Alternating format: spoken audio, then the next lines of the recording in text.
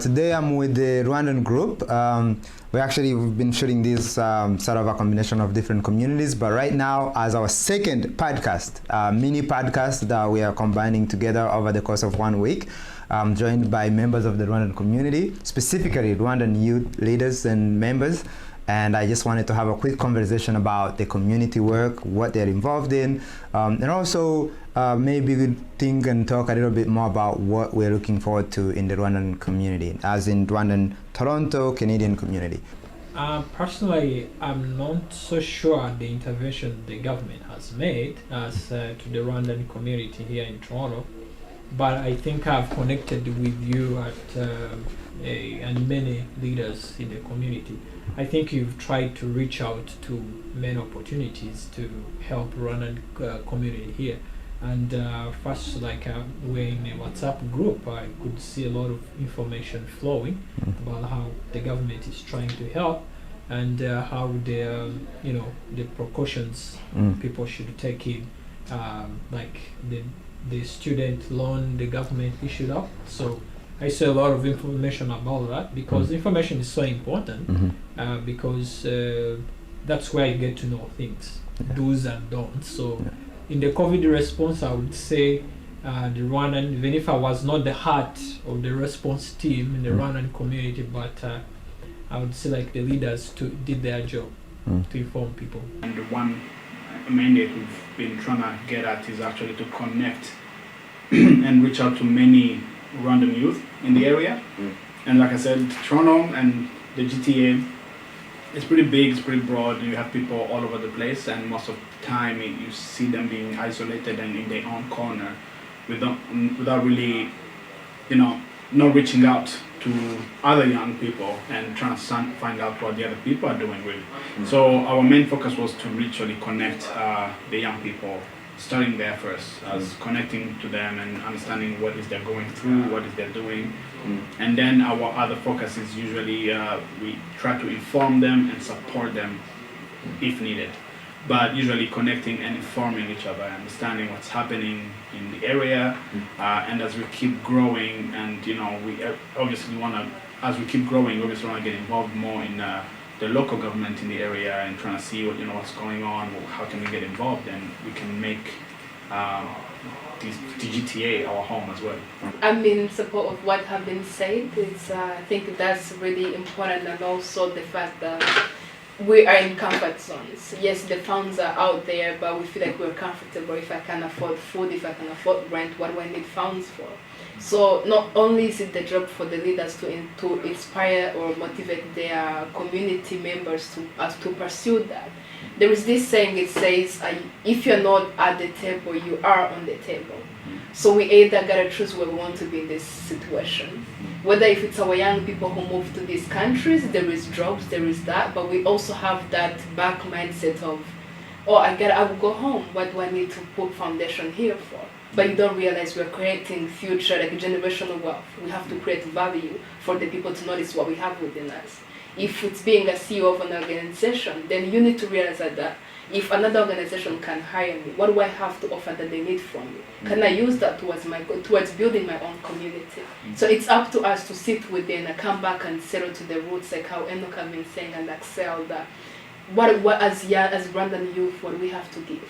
And can we give it to ourselves before we give it outside? This concludes our second of many more mini podcasts to come, and we thank you for joining us. This is again one of part of the project, the AfriCanadian Resource Center project, where we are going to put resources for African Canadians, continental African Canadian community members to access, to learn from, and also to expand and share the stories, as you were saying, Enoch. So please, thank you for joining us. We'll have more stories like this on an ongoing basis, and we look forward to it. Make sure to keep on joining us every week. Thank you. Really, one of my most moving experiences being able to hear from people that are doing the work that we know we need in the community. Like, how can we sit and actually not just talk about what we're doing, but actually explain ways to do it better? Because all of these young people that you just heard from, they're involved in the community every day, right? Rita has shows, she's talking, she's helping communities, and raising money for poor individuals within the city, having different shows all the time. Of course, Axel, I told you, is in the leadership of Kerry. Enoch, who is new but yet found a way to be in the leadership role because he realizes that this is their time. This is if you listen to what Emmanuel said to us yesterday. Emmanuel Meles is to me an incredible mentor.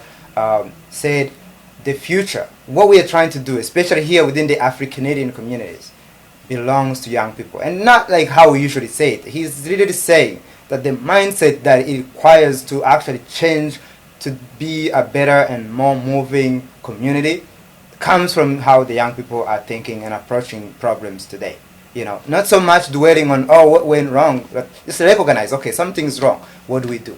And that's what you heard from the Rwandan youths here in Toronto. And so let me now go to their leader, our leader in the Kerry Toronto, Mr. Imanzi Kaitare, joining me now. How are you? Hey, Kazito, I'm doing good. How are you? Good. Nice to have you here with us. So you saw what we've been able to hear from your team. What did you think of your members? Obviously part of the leadership of Kerry as well as Toronto community of the Rwandan community. What do you think, knowing everybody that you just heard from?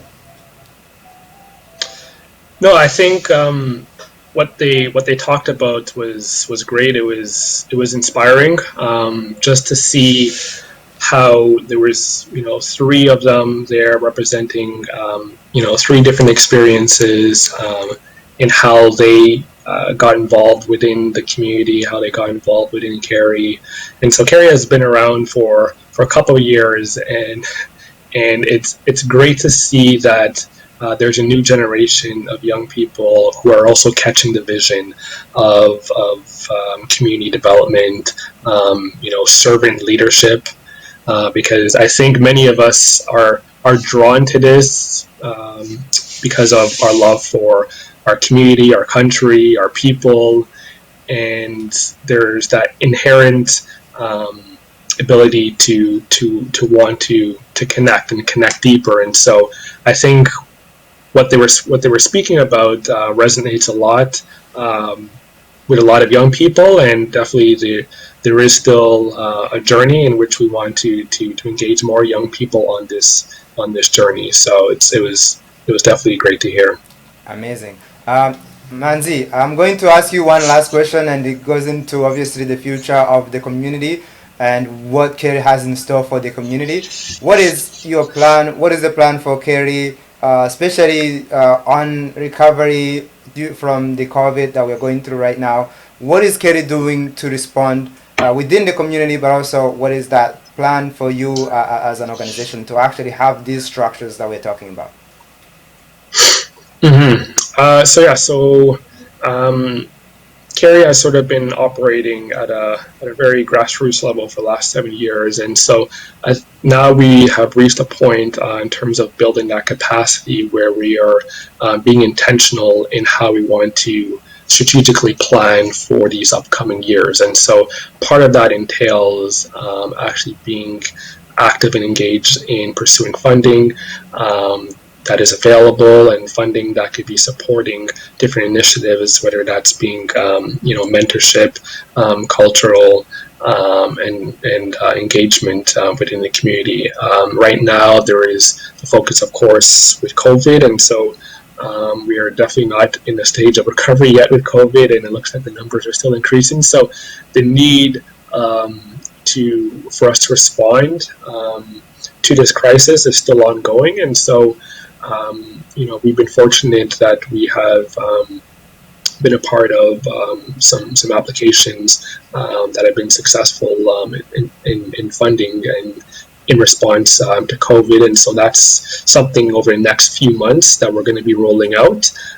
So the team has been putting together a great rollout of possible activities that could be practically supporting our young people, and so that's something. And then in terms of looking ahead, really we have a talented pool of leaders, and so my role is just ensuring that this is going to be sustainable, ongoing, for this next year, over, next few years, and really building that pipeline.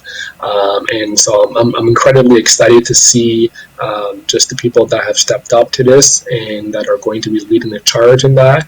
And even as we speak in terms of the broader community here, the Rwandan community here within the Toronto GTA, definitely excited to see new people stepping up and really wanting to make a difference. And that this is a lot of work in getting involved in grassroots community building. But for me, honestly, it's been the most fulfilling. And I don't do this for any type of gratitude or anything like that, but I've been fulfilled in really seeing the community grow. Yes, it's going to be messy along the way, and it's almost like dealing with a family. Like, no family is perfect, right? And so even within our own immediate families, but and even within the community, like it's going to be messy. There's going to be mistakes. There's going to be learning lessons. But I think the key is to how do we learn from these lessons, and how do we shape a future that could be prosperous, that could be a future in which we could actually be connecting deeper and actually be supporting one another, in many different ways. So this is something which I'm definitely looking forward to, which I'll always be, in support of, whether getting involved in other initiatives on a business side or anything. But for me, any circle, any space that I'm going in, I am always proudly representing, where I come from, and letting people know, say, hey, if you don't know, we have an amazing Rwandan Canadian community here, and this is why you should get to know them, whether that's in the political sphere, business sphere, community sphere, all of us being ambassadors. So I think that's something which I really encourage a lot of people to do, and just, take this message, everywhere where you go. Absolutely. And I second you by saying you don't know where you come from, you don't know where you're going. I hope I'm not butchering that quote, but it's pretty much saying we all need to know our roots. We need to represent the communities that we're coming from, wherever we go, whatever we do. And with you, Imanzi, you have been incredible from day one, and I hope you continue to have that courage and energy to do this work throughout, whether it's in your entrepreneurship journey, in your leadership journey, and of course at home with your family. So thank you so much, Imanzi. I know you gotta go. You had other programs going on tonight. Thank you for joining us tonight, and we hope to have you on again in the near future. We appreciate your presence. By the way, before you go, where can people find Kerry on the online and those kind of platforms? Yeah, so we are active on social media, so you can definitely find us on Instagram. So just look us up, Kerry Toronto, on Twitter, on Facebook. You can definitely find us on all those platforms. And if you have questions, if you have advice, feel free to shoot us a DM. Someone on the team will reach out. We're definitely open to collaboration as well, and that's something that we want to collaborate across different African, Caribbean communities, other communities that are friends of ours, and so realizing that all of us could have a role to play, and so we're also open to those types of partnerships as well. Incredible, and that's what we are trying to do here, creating a platform for all AfriCanadians, just to be able to connect different communities. And having begun, obviously we begin at home with the Rwandan community with Kerry Toronto. We thank you for joining us, Imanzi. We will see you in the near future. An incredible program tonight. Thank you so much for still tuning in. So as you have seen, this is the first of many communities that we're going to visit over the course of the next 3 months. And what we are trying to do is learn, as you just learned tonight, what's the community like, what's the strengths of the communities, but also what are the things that they are looking for to improve. As you learned from many of our guests tonight, there's so much good, there's so much resources, there is so much talent, there's so much in the qualities of the leaders that we have. And we're really looking for the future leadership of Canada. And of course, if they choose to go back home, that's also a door that is open for them. So this is what we want to do. Tomorrow we are visiting the Eritrean community We're going to bring you that to you the same time, 6 o'clock in the p.m. And we're going to continue to do this as a part of the AfriCanadian Resource Center, the platform that is going to be designed to bring you African Canadian resources, research, studies, all these kinds of information that we need in order to operate within the community. So make sure to join us again tomorrow. Again, if also you want to follow us, there is 3 different platforms you can find us on. On the AfriCanadian side, it's on Instagram at afri.canadian. Also on RCHC, RCH Center, both on Twitter and Instagram, as well as Facebook. And of course, myself, you can find me on Kizito BM. Kizito BM, that is on Instagram, on Twitter, and I'm also on Facebook under Kizito Musabimana. Thank you so much for having joined us tonight. We'll see you again tomorrow, the same time, same place. See ya.